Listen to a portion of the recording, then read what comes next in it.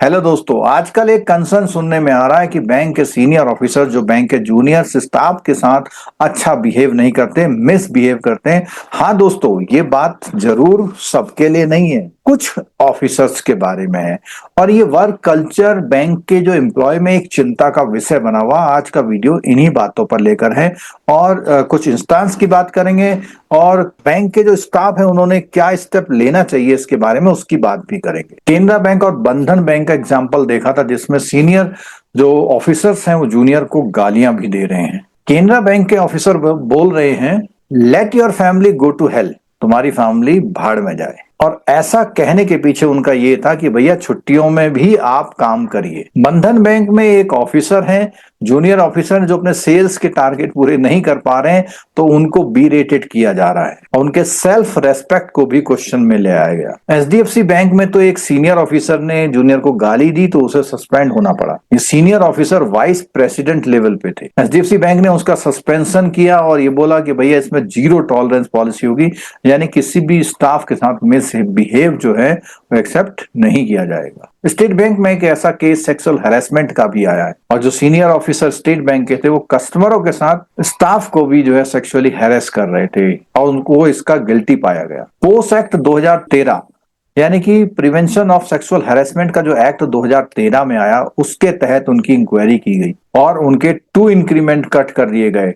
और इसको जब चैलेंज किया गया छत्तीसगढ़ हाई कोर्ट में तो कोर्ट ने भी बैंक के इस डिसीजन को सही माना। इस तरह के मामले आते रहे और ऐसा ही एक एग्जांपल जो है स्टेट बैंक के डीजीएम का है, जिसका मैंने पहले वीडियो भी बनाया था। उसके भी कुछ जो स्टेटमेंट है वो उन्होंने कहे थे वो कुछ इस तरह से थे। उसमें वहां के एडमिनिस्ट्रेटिव स्टाफ ने फिर उनके अगेंस्ट में जो है एक शिकायत भी की है। ऐसे मामलों से एक क्रिटिकल कंसर्न तो पैदा होता ही होता है और इसके अलावा टॉक्सिक वर्क कल्चर भी देखने को मिल रहा है। एग्रेसिव सेल्स टारगेट से जो एम्प्लॉय होते हैं उनकी मेंटल हेल्थ पर भी इंपैक्ट पड़ता है।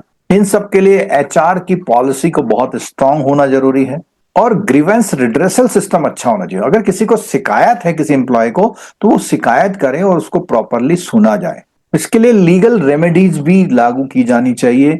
अगर कोई हैरेस हो रहा है, किसी को विक्टिम है कोई एम्प्लॉय, तो उसको डिपार्टमेंटल में एक प्रोसीजर पॉलिसी जैसी बनानी चाहिए जिससे कि उस ऑफिसर को पनिश किया जा सके जिसकी शिकायत उसने करी है।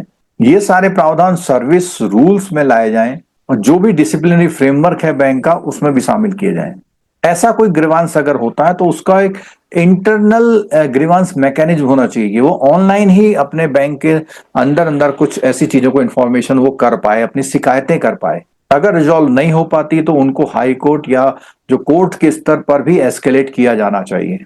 इंडस्ट्रियल डिस्प्यूट एक्ट 1947 के अकॉर्डिंग भी आप लोग कोर्ट में जा सकते हैं अगर आप वर्कमैन की कैटेगरी में आते हैं। आप इसमें अपने बैक वेजेस को उसके साथ कंपनसेशन भी डिमांड कर सकते हैं। आप इसके लिए कॉन्स्टिट्यूशनल रेमेडी यानी कि आप हाई कोर्ट भी जा सकते हैं जिसमें आप शिकायत कर सकते हैं कि आपके जो फंडामेंटल सर्विस राइट्स हैं उनका वायलेशन हुआ है। अगर मामला सेक्सुअल हैरेसमेंट का है तो पॉस 2013 का जो एक्ट है उसके तहत आप कोर्ट जा सकते हैं। सारे बैंकों को इनके लिए अपनी इंटरनल कंप्लेंट कमेटी बनानी चाहिए, उसका सेटअप करना चाहिए। अगर सेक्सुअल हैरेसमेंट हुआ है तो उसके लिए आप पॉस एक्ट के तहत शिकायत भी दर्ज करा सकते हैं। अब बात यह आती है कि आपका हरेसमेंट ना हो तो सबसे पहले बहुत जरूरी बात है कि आपको अपने राइट्स मालूम होने चाहिए। कुछ हमने राइट्स यहाँ बताए हैं। जहां तक ये भी कहा सकता है कि ठीक है, टारगेट के लिए प्रेशर बनाया जा सकता है, रियल टारगेट के लिए, लेकिन इसके लिए एब्यूज, हैरेसमेंट और पब्लिक ह्यूमिलिएशन एट वर्क नहीं किया जा सकता।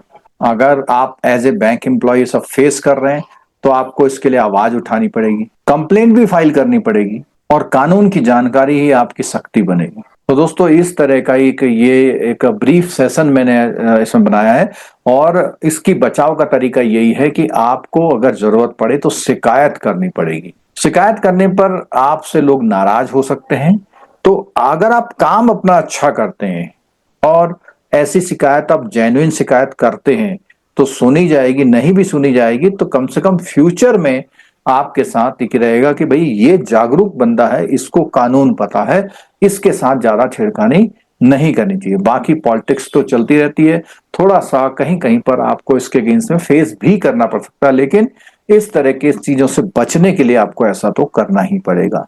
दोस्तों इस वीडियो को अपने दोस्तों के साथ, जितने बैंकर दोस्त हैं उनके साथ जरूर शेयर कर दीजिएगा।